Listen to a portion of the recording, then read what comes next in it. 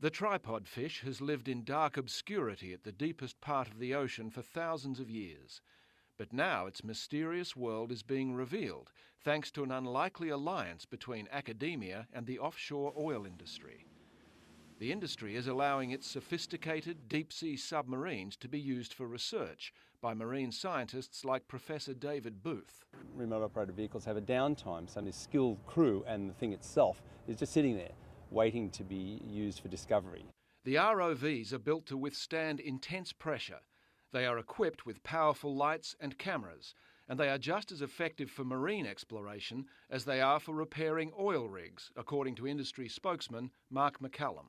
Well, we use the remote operated vehicles to examine our wellheads, our pipelines and our undersea infrastructure that can be a few hundred to a few thousand metres below the sea surface.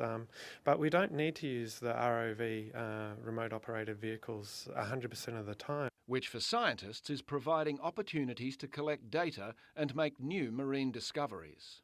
There's some very interesting things in the deep sea. Sometimes the things you get on the surface, like little crustacean creatures, are giant in the deep sea. So similar looking things, but maybe 100 or 200 times the size. But to catch a fleeting glimpse of creatures like this giant squid in Australian waters, marine scientists have to be ready to travel anywhere, anytime. Peter McCready is a frequent guest of the industry. It might often be a call in the middle of the night from one of the rig operators saying that we've got some time to join them on one of their missions, and we head out offshore via helicopter onto one of their rigs. At depths below 1,000 metres, there's a world of undiscovered or rarely seen animal life, like the Grimpoteuthis or Dumbo octopus, searching for worms as it hovers above the sea floor. We're often discovering species that have never been described before, species that have never been seen alive, and species that have never been described in terms of where they are distributed. There's often organisms that we find are at much deeper depths than we ever knew possible.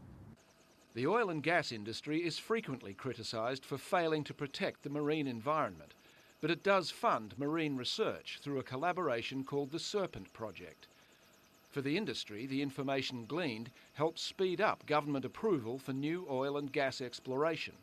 And scientists believe the collaboration could go even deeper, with a reassessment of the policy removing oil rigs which have reached the end of their useful life. More than 85% of the world's offshore oil rigs are about to reach the end of their production life. So they've stopped producing oil, and the decision now has to be made, what do we do with these offshore oil rigs, especially given that they've now become home to so many amazing creatures. It's a question that still has to be answered, but the collaboration has already demonstrated that scientists and the energy industry aren't so much like oil and water after all. Rob Muir, Reuters.